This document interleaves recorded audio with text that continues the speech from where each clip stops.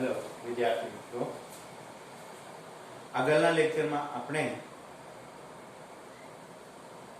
અવરોધકતા, તાપમાન સાથે અવરોધકતા કઈ રીતે બદલાય, સાથે સાથે અવરોધના શ્રેણી અને સમાંતર જોડાણ પણ આપણે જોઈ ગયા. ત્યારબાદ આ લેક્ચરમાં આપણે વિદ્યુત કોષનું EMF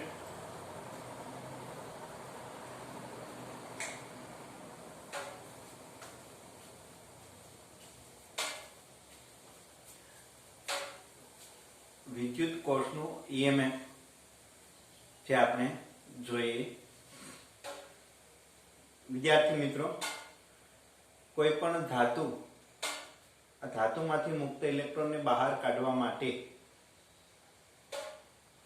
કોઈને કોઈ રીતે ઇલેક્ટ્રોનને બાહ્ય બળ લાગુ પાડવું પડે. તો ધાતુમાંથી અથવા કોઈ પણ પદાર્થમાંથી મુક્ત ઇલેક્ટ્રોન બહાર આવે. જ્યારે કોઈને કોઈ રીતે બાહ્ય રીતે બળ લાગુ પાડી ઇલેક્ટ્રોનને ગતિ કરાવીએ ત્યારે એ જે કંઈ બળ લાગુ પાડીએ એ બળને EMF કહેવામાં આવે છે, ઇલેક્ટ્રોમોટિવ ફોર્સ. ઇલેક્ટ્રોનને ગતિ કરાવવા માટે, મોટિવ કરવા માટે જે જરૂરી બાહ્ય બળ ને ઇલેક્ટ્રોમોટિવ ફોર્સ કહેવામાં આવે છે. અહીંયા વિદ્યાર્થી મિત્રો, ઇલેક્ટ્રોમોટિવ ફોર્સ તરીકે ઘણા બધા સ્ત્રોત છે. કોઈ વાહકને ઊંચા તાપમાન સુધી ગરમ કરાવી અને ઇલેક્ટ્રોનને ગતિ કરાવીએ. દાખલા તરીકે ટંગસ્ટન ધાતુના ફિલામેન્ટને વિદ્યુત પ્રવાહ પસાર કરીએ ત્યારે ટંગસ્ટન ધાતુનો ફિલામેન્ટ ગરમ થશે અને એમાં ઉષ્માજનિત ઇલેક્ટ્રોનનું ઉત્સર્જન પણ થશે. તો ત્યારે એ ઉષ્મીય પ્રાપ્તિ સ્થાને ઇલેક્ટ્રોમોટિવ ફોર્સ તરીકે ઓળખી શકાય. ત્યારબાદ વાહકની બે છેડા વચ્ચે વિદ્યુત સ્થિતિમાનનો તફાવત લાગુ પાડીએ અને ઇલેક્ટ્રોનને ગતિ કરાવીએ તો ઇલેક્ટ્રોન ગતિ કરી શકે. ત્યારે એને પણ ઇલેક્ટ્રોમોટિવ ફોર્સ તરીકે લઈ શકીએ. વિદ્યુત પ્રાપ્તિ સ્થાન વિદ્યુત ક્ષેત્ર લાગુ પાડી અને ઇલેક્ટ્રોનને ગતિ કરાવી શકાય. અલગ અલગ ધાતુની સપાટી પરથી ઇલેક્ટ્રોનનું ઉત્સર્જન કરાવવા માટે અલગ અલગ તરંગ લંબાઈના વિકિરણોનું આપાત કરીએ ત્યારે ફોટો ઇલેક્ટ્રિક ઉત્સર્જનની ઘટના જોવા મળે. એટલે કે ફોટો ઇલેક્ટ્રોન, પ્રકાશ થકી, ફોટોન થકી ઇલેક્ટ્રોનનું ઉત્સર્જન જોવા મળે. કે એક કિસ્સામાં ફોટોન છે EMF પ્રાપ્તિ સ્થાન તરીકે ઓળખી શકાય. તો અલગ અલગ EMF પ્રાપ્તિ સ્થાન આપણે મળે કે જેના દ્વારા ધાતુમાં રહેલા મુક્ત ઇલેક્ટ્રોનને ગતિ કરાવી શકીએ. તો એમાં એક ઇલેક્ટ્રોમોટિવ ફોર્સ તરીકે અહીંયા આપણે એક વિદ્યુત કોષ જેની ચર્ચા કરીશું આપણે. તો વિદ્યુત કોષ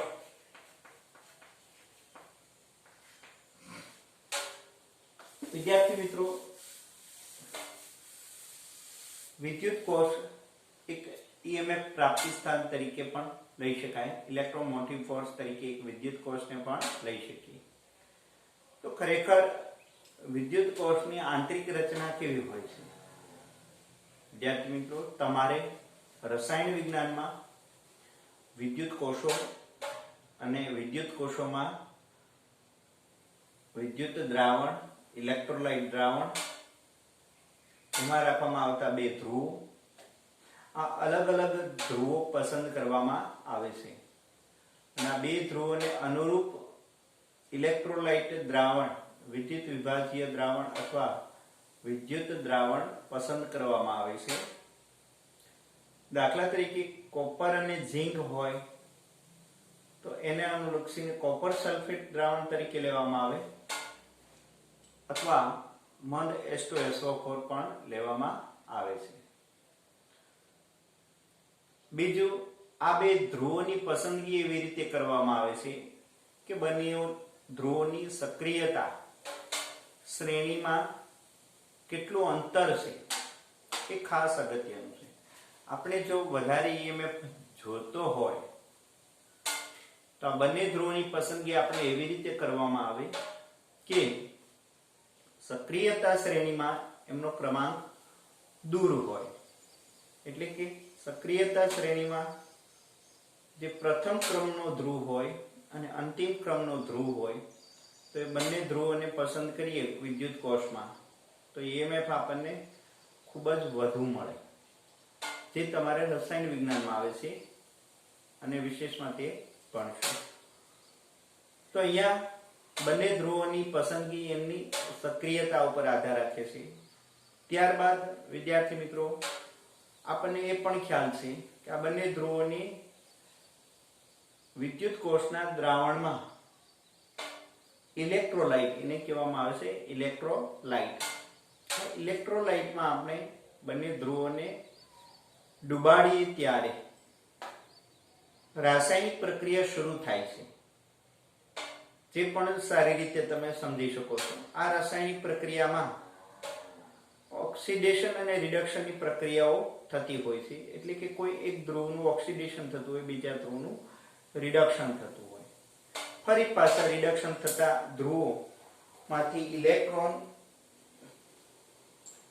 બાહ્ય પરિપથ મારફતે ઉર્જા ગુમાવીને ફરી પાછા મૂળ ધ્રુવ પર પાછા ફરે છે.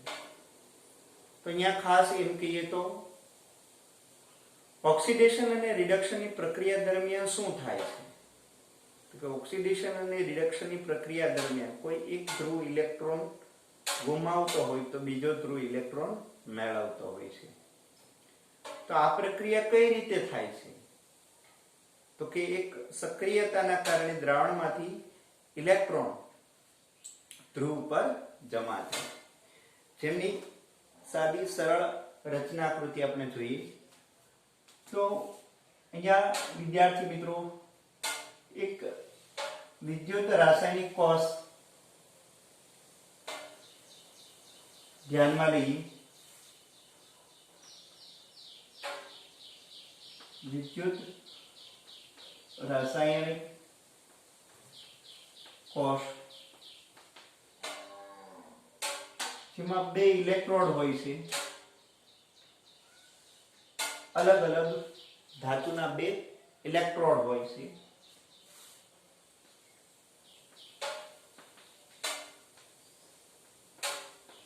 ઇલેક્ટ્રોડ અલગ અલગ ધાતુના બે ઇલેક્ટ્રોડ હોય છે.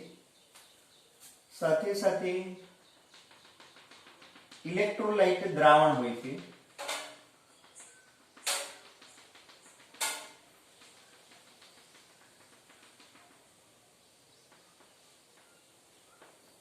ઇલેક્ટ્રોલાઇટ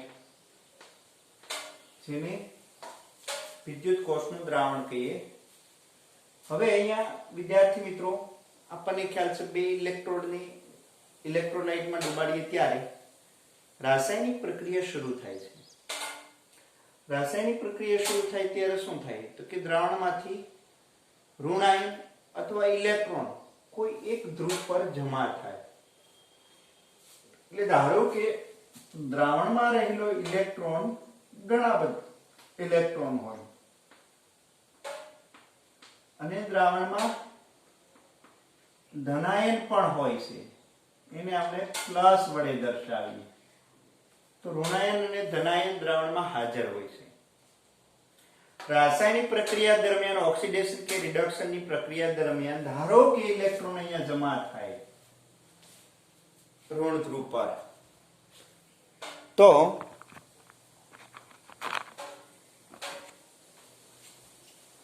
ધારો કે ઇલેક્ટ્રોન અહીંયા જમા થાય છે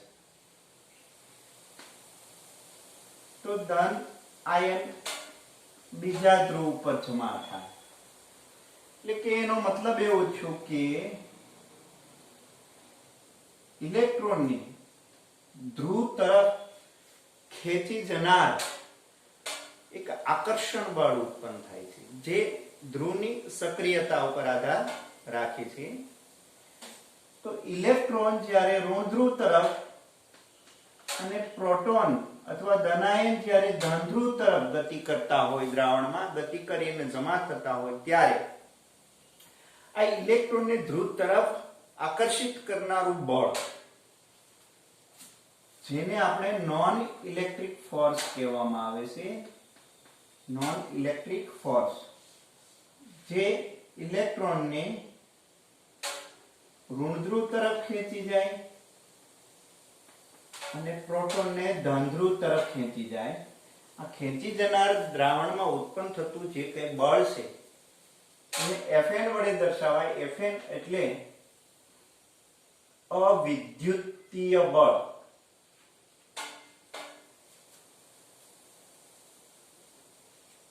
અવિદ્યુતીય બળ, જેને નોન ઇલેક્ટ્રિક ફોર્સ કહેવામાં આવે છે. આ સક્રિયતા મુજબ ધારો કે હવે શું થશે, તો કે એકમ ધન વીજભારે અનંત અંતરેથી આપેલા બિંદુએ સ્થાપિત થવા માટે અથવા લાવવા માટે કરવું પડતું કાર્ય, તો એ આપણને ખ્યાલ છે આ નોન ઇલેક્ટ્રિક ફોર્સ લાગે છે. આ નોન ઇલેક્ટ્રિક ફોર્સ દ્વારા મળતું કાર્ય એને આપણે આવી રીતે લખીએ, F dr સદિશ અથવા dl સદિશ પણ દર્શાવી શકાય.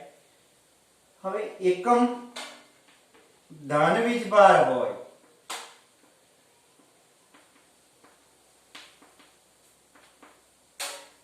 ત્યારે F E હોય, આપણને ખ્યાલ છે એકમ ધન વીજભાર હોય ત્યારે F E હોય, ત્યારે આપણે W આ રીતે પણ લખી શકીએ, E ડોટ dr સદિશ.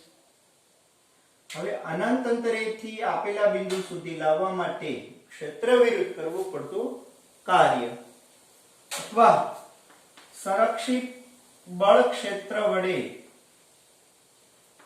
થતું કાર્ય એ વિદ્યુત સ્થિતિમાન જેટલું હોય. કેટલું હોય? વિદ્યુત સ્થિતિમાન જેટલું. અહીંયા બળ છે એ નોન ઇલેક્ટ્રિક ફોર્સ છે, જે આપણે ધાતુની સક્રિયતાના કારણે મળે છે. આ નોન ઇલેક્ટ્રિક ફોર્સના કારણે ઇલેક્ટ્રોન જમા થાય છે. એટલે એનો મતલબ એવો છે કે ધ્રુવ પર અહીંયા ઇલેક્ટ્રોન જમા છે, ધ્રુવ પર અહીંયા પ્રોટોન જમા છે. જો આપણે અહીંયા પ્રોટોનને અનુરૂપ એકમ ધન વીજભાર દીઠ મળતી ઉર્જા, આ પ્રોટોન પાસે ઉર્જા હોય છે, એવી જ રીતે અહીંયા ઇલેક્ટ્રોન પાસે પણ ઉર્જા હોય છે. એ ઉર્જા ક્યાંથી મળી? તો કે દ્રાવણમાં રાસાયણિક પ્રક્રિયા થકી મળી. એને રાસાયણિક ઉર્જા પણ કહેવાય. અને આપણે રાસાયણિક ઉર્જાનું વિદ્યુત ઉર્જામાં રૂપાંતર પણ કહી શકીએ. તો આ એકમ ધન વીજભાર દીઠ ઉર્જા કેટલી હોય? તો V જૂલ જેટલી. અહીંયા V પ્લસ. અને એકમ ઋણ વીજભાર દીઠ ઉર્જા કેટલી? તો કે V માઇનસ. તો બંનેનો સરવાળો આપને મળશે. એટલે કે આ બંનેના વિદ્યુત સ્થિતિમાનના તફાવત જેટલી ઉર્જા આપણને પ્રાપ્ત થાય. તો અહીંયા વિદ્યાર્થી મિત્રો આટલું આપણને કાર્ય મળ્યું, ઉર્જા મળી, જે રાસાયણિક ઉર્જા થકી મળી. એટલી ઉર્જા આપણને રૂપાંતર થઈ. બીજું એ ખાસ જોઈએ તો હવે વિદ્યાર્થી મિત્રો ક્યાં સુધી આ પ્રક્રિયા થશે, તો એ બાબત પણ આપણે અગત્યની છે. સતત ને સતત ઋણ વીજભાર ધ્રુવ પર જમા થતો નથી, એવી જ રીતે સતત ને સતત ધન વીજભાર પણ જમા નથી થતો. તો ક્યાં સુધી થશે? તો કે જેમ જેમ ઋણ વીજભાર જમા થશે તેમ તેમ એક બેટરીની અંદર વિદ્યુત ક્ષેત્ર આ રીતે નિર્માણ થશે, ઋણ ધ્રુવથી ધન ધ્રુવ. આ બેટરીના અંદર વિદ્યુત કોષની અંદર દ્રાવણમાં વિદ્યુત ક્ષેત્ર તૈયાર થાય, ઋણથી ધન તરફનું વિદ્યુત ક્ષેત્ર તૈયાર થાય. સોરી, આ દિશા ઉલટી દર્શાવી છે. સોરી, ધનથી ઋણ તરફનું. સોરી, તો ધનથી ઋણ તરફનું જે કઈ વિદ્યુત ક્ષેત્ર તૈયાર થાય છે, હવે શું થશે? તો કે ઇલેક્ટ્રોન દ્રાવણમાં છે, આ દ્રાવણમાં રહેલો ઇલેક્ટ્રોન વિદ્યુત ક્ષેત્રની વિરુદ્ધ દિશામાં ગતિ કરે, ક્ષેત્રની દિશામાં ગતિ કરશે નહીં. તો હવે વિદ્યુત ક્ષેત્રના કારણે વીજભાર ઉપર એક વધારાનું નવું બળ ક્રિએટ થશે, એને ઇલેક્ટ્રિક ફોર્સ કહેવામાં આવે. ધન આયન પર આ દિશામાં બળ ઉત્પન્ન થશે, એટલે કે અહીંયા નોન ઇલેક્ટ્રિક ફોર્સ વિરુદ્ધ ઇલેક્ટ્રિક ફોર્સ ઉત્પન્ન થાય. જે નોન ઇલેક્ટ્રિક ફોર્સ ઇલેક્ટ્રોનને અહીંયા જમા કરાવે છે, પણ સામે ઇલેક્ટ્રિક ફોર્સ એ ઇલેક્ટ્રોનને અહીંથી વિસ્થાપન કરે, એટલે કે દ્રાવણમાં રહેલા ઇલેક્ટ્રોનને અહીંયા સુધી જવા દેશે નહીં. ઇલેક્ટ્રોન ને નોન ઇલેક્ટ્રિક ફોર્સ જેટલું ઇલેક્ટ્રિક ફોર્સ લાગે તો એ કેટલું લાગશે, તો કે એક એટલા મૂલ્યનું વિદ્યુત ક્ષેત્ર તૈયાર થઈ જાય. એ વિદ્યુત ક્ષેત્રને અનુરૂપ એટલું બળ મળે, એ બળ નોન ઇલેક્ટ્રિક ફોર્સ જેટલું થાય, એટલે કે વિદ્યુતીય બળ અવિદ્યુતીય બળ જેટલું થઈ જાય ત્યારે ઇલેક્ટ્રોન કન્ફ્યુઝ થઈ જાય. ઓલા જેવી વાત થાય, એક વ્યક્તિ છે, વ્યક્તિના બંને હાથ બીજી કોઈ વ્યક્તિ પાસે છે, એક વ્યક્તિ એના તરફ ખેંચે છે અને બીજી વ્યક્તિ એના તરફ ખેંચે.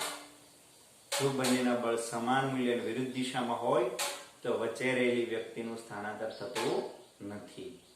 અન્યથા જો કોઈ બે બળમાંથી કોઈ એક બળ ઓછું હોય તો એનાથી વિરુદ્ધ દિશામાં વ્યક્તિ ગતિ કરે, એટલે કે પરિણામી બળ ઉત્પન્ન થાય. તો અહીંયા પણ એવું છે, આ બંને બળ સમાન થઈ જશે ત્યારે પરિણામી બળ શૂન્ય થઈ જાય, અને પરિણામી બળ શૂન્ય થઈ જાય ત્યારે ઇલેક્ટ્રોન અને ધનાયન દ્રાવણમાં અસ્તવ્યસ્ત ગતિ કરશે, ધ્રુવ ઉપર જમા થશે નહીં, ધ્રુવ ઉપર જમા થશે નહીં. ત્યારે જ્યારે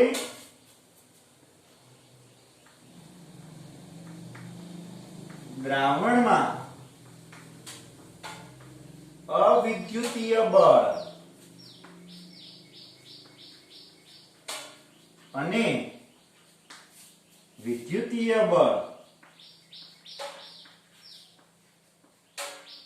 સમાન મૂલ્યના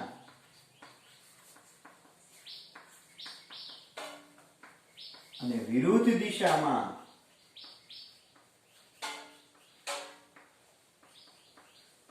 લાગે ત્યારે ઇલેક્ટ્રોન કે પ્રોટોન, પ્રોટોન એટલે અહીંયા ધનાયન, દ્રાવણમાં કોઈ ધ્રુવ તરફ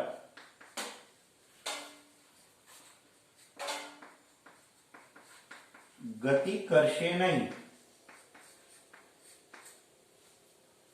ગતિ કરશે નહીં ત્યારે વિદ્યાર્થી મિત્રો હવે અહીંયા જે કાંઈ પોટેન્શિયલ મળે છે V માઇનસ, અહીંયા પોટેન્શિયલ મળે છે V plus, V minus minus V plus, એટલે કે બંને છેડે જે કાંઈ વિદ્યુત સ્થિતિમાનનો તફાવત મળે જેને આપણે વિદ્યુત કોષના EMF કહેવામાં આવે છે, જેને આપણે વિદ્યુત કોષનું EMF કહીએ.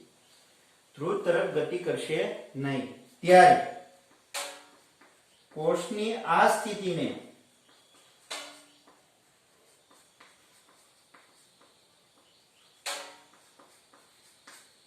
ઓપન સર્કિટ કન્ડિશન કહે છે.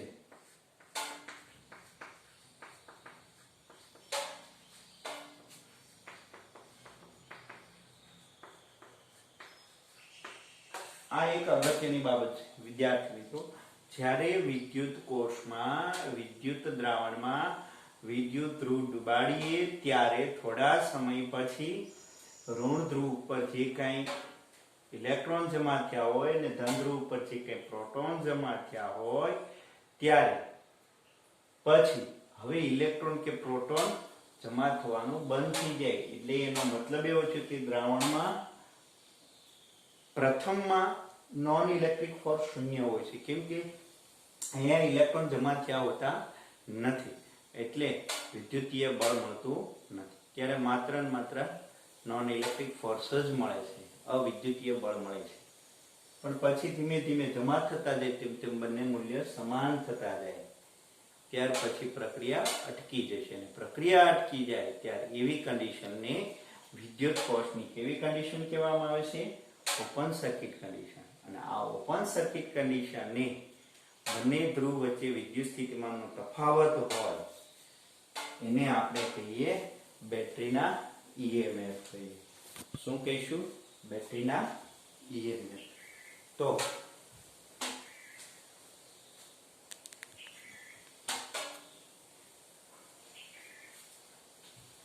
અહીંયા બેટરીના EMF એટલે શું? તો એ ખાસ એક વ્યાખ્યા અગત્યની છે વિદ્યાર્થી મિત્રો. આ એક વ્યાખ્યા પણ ખાસ અગત્યની છે. તો બેટરીના EMF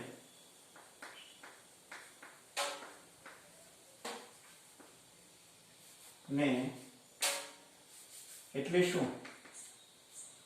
કે જ્યારે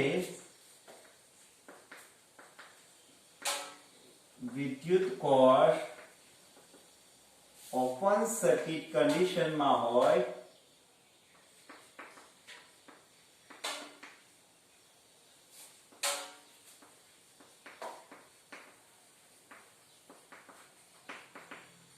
ત્યારે વિદ્યુત કોષના EMF ને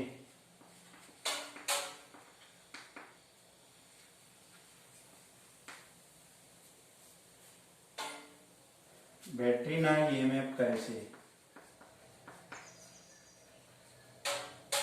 એપ્સિલોન કહે છે. અહીંયા આ એક બાબત આપણે સમજી લીધી કે EMF એટલે શું? કે ઓપન સર્કિટ કન્ડિશન હોય, વિદ્યુત કોષ બાહ્ય પરિપથ સાથે જોડેલો ન હોય, ત્યારે નોન ઇલેક્ટ્રિક ફોર્સ અને ઇલેક્ટ્રિક ફોર્સ સમાન થઈ જાય, ત્યારે રાસાયણિક પ્રક્રિયા અટકી જાય, રાસાયણિક પ્રક્રિયા સંતુલિત થઈ જાય, ત્યારે હવે જે કાંઈ ધ્રુવો પર જમા થયેલા વીજભારને અનુરૂપ જે કાંઈ ઉર્જા હોય એ ઉર્જાને અનુરૂપ પોટેન્શિયલ ડિફરન્સ મળે. એ પોટેન્શિયલ ડિફરન્સને બેટરીના EMF કહેવામાં આવે છે. ત્યારબાદ વિદ્યાર્થી મિત્રો આપણે બીજી બાબત સમજીએ. ટર્મિનલ વોલ્ટેજ એટલે શું? બેટરીના ટર્મિનલ વોલ્ટેજ એટલે શું તે જોઈએ.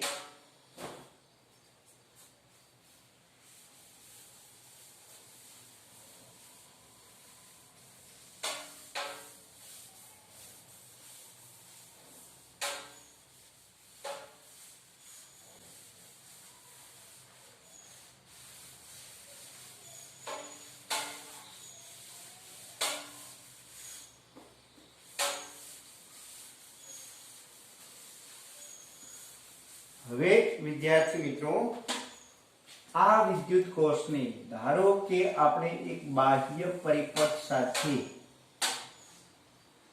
એક લેમ્પ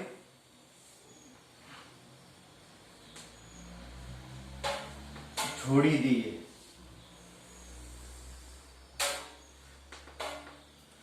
તો શું થશે? તો આપણને ખ્યાલ છે રૈવાજિક વિદ્યુત પ્રવાહ આ દિશામાં વહેશે. આપણે સ્વિચ કળ કનેક્ટ કરીએ ત્યારે ગ્લો થશે. હવે ઇલેક્ટ્રોન આપણને ઋણ ધ્રુવથી ધન ધ્રુવ તરફ ગતિ કરશે અને ધનાયન ધન ધ્રુવથી ઋણ ધ્રુવ તરફ ગતિ કરશે. ત્યારે વિદ્યાર્થી મિત્રો આ ઇલેક્ટ્રોન અહીંયા સુધી આવે અને ધનાયન અહીંયા સુધી આવે, ત્યારે હવે બંને ફિલામેન્ટ મારફતે ગતિ કરી અને ઋણ આયનો ઋણ ધ્રુવ પર જમા થશે અહીંયા. એટલે આ જોડકું દ્રાવણમાં આવશે. ફરી પાછું ઇલેક્ટ્રોન અને પ્રોટોન દ્રાવણમાં છૂટા પડશે. જેટલા ઇલેક્ટ્રોન અહીંયા આવશે એટલા ને એટલા ઇલેક્ટ્રોન અને પ્રોટોનમાં જોડકા સ્વરૂપે દૂર થશે. એટલે એટલા ઇલેક્ટ્રોન અહીંયાથી દૂર થઈ જાય. ધારો કે 2 ઇલેક્ટ્રોન આવ્યા, 2 ઇલેક્ટ્રોન અહીંયા જમા થયા, તો 2 પ્રોટોન અહીંયાથી દૂર થયા. તો આવી રીતે વિદ્યુત પ્રવાહનું નિર્માણ થશે. વિદ્યાર્થી મિત્રો, ખાસ અગત્યની બાબત, આ ઇલેક્ટ્રોન અહીંયાથી જમા થઈ દ્રાવણમાં છૂટા પડે અને ફરી પાછા ઇલેક્ટ્રોન અહીંયા પ્રસ્થાપિત થશે. આ ઇલેક્ટ્રોન અહીંયા જમા થશે, આ ઇલેક્ટ્રોન અહીંયા જમા થશે. તો આમ ઇલેક્ટ્રોનનું શું થયું?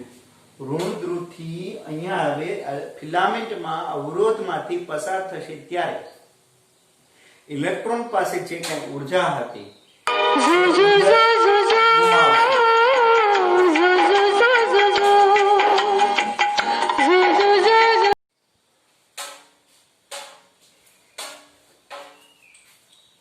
જ્યારે ઇલેક્ટ્રોન દ્રાવણમાંથી ઋણધ્રુવ પર પાછા જમા થશે નોન ઇલેક્ટ્રિક ફોર્સના કારણે, અને ઇલેક્ટ્રોન પાસે જે કંઈ ઉર્જા હતી એ ઉર્જા લેમ્પ મારફતે ગુમાવી અને લેમ્પમાંથી બહાર આવશે, અને આ ઉર્જા વિહીન ઇલેક્ટ્રોન ફરી પાછું દ્રાવણમાં જશે અને દ્રાવણમાંથી ફરી પાછી રાસાયણિક પ્રક્રિયા દ્વારા ઉર્જા મેળવી અને ઋણધ્રુવ પાસે જશે. તો આમ ઇલેક્ટ્રોનની ગતિ સતત ચાલુ રહેશે બાહ્ય પરિપથ જોડીએ ત્યારે. પણ અગત્યની બાબત એવી છે કે વિદ્યાર્થી મિત્રો, આ ઇલેક્ટ્રોન જ્યારે દ્રાવણમાં ગતિ કરશે ત્યારે એમની પાસે જો ધનાયન આવી ગયો આજુબાજુમાં તો એ અથડામણના કારણે થોડીક ઉર્જા ગુમાવી દેશે અને ફરી પાછી નવી ઉર્જા મેળવી અને જશે. એટલે એનો મતલબ એવો થયો કે જ્યારે વિદ્યુત પ્રવાહ પસાર થશે કોષમાંથી ત્યારે આયનોની અરસપરસ ગતિના કારણે અથડામણ ઉત્પન્ન થાય, અને અથડામણના કારણે જે કંઈ ઉર્જા ગુમાવે એને આપણે વિદ્યુત કોષનો આંતરિક અવરોધ કહીએ. શું કહીએ? વિદ્યુત કોષનો આંતરિક અવરોધ. આ આંતરિક અવરોધના કારણે પણ થોડીક ઉષ્મા ગુમાવાય છે. તો અહીંયા પરિપથમાં વહેતો પ્રવાહ I છે એ સંપૂર્ણપણે કમ્પ્લીટ આ રીતે ગતિ કરશે. આ પ્રવાહ વિદ્યુત કોષમાં પણ વહેશે. વિદ્યાર્થી મિત્રો, ખાસ ધ્યાન આપવાની બાબત છે, માત્ર બાહ્ય પરિપથમાં જ પ્રવાહ વહે એવું નથી. સંપૂર્ણ ક્લોઝ પરિપથ થશે ત્યારે જ આપણને વિદ્યુત પ્રવાહ મળશે અને ત્યારે જ આપણને ઇલેક્ટ્રોનનો ગતિમાર્ગ કમ્પ્લીટ થયેલો ગણાશે. હવે આ કન્ડિશનમાં વિદ્યાર્થી મિત્રો, ઇલેક્ટ્રોન જમા થશે અને અહીંયા ધનાયન જમા થશે, પણ પહેલા જેટલા નહીં, ઓપન સર્કિટ કન્ડિશન જેટલા નહીં. કેમ કે થોડીક ઉર્જા ગુમાવે છે. તો હવે જ્યારે વિદ્યુત કોષમાં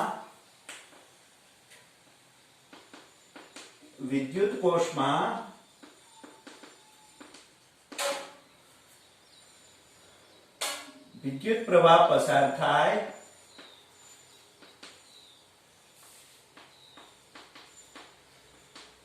ત્યારે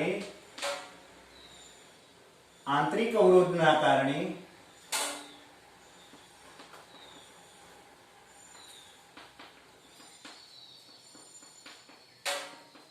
થોડીક ઉર્જા ગુમાવાય છે. જે આપણે વિદ્યાર્થી મિત્રો કહીએ એકમ ધન વીજભાર દીઠ પહેલા ઉર્જા કેટલી મળતી હતી તો કે એપ્સિલોન. હવે આંતરિક અવરોધના કારણે IR જેટલી ઉર્જા, IR એટલે વિદ્યુત સ્થિતિમાનનો તફાવત, વિદ્યુત સ્થિતિમાનનો તફાવત એટલે એકમ ધન વીજભાર દીઠ ગુમાવાતી ઉર્જા, એકમ ધન વીજભાર દીઠ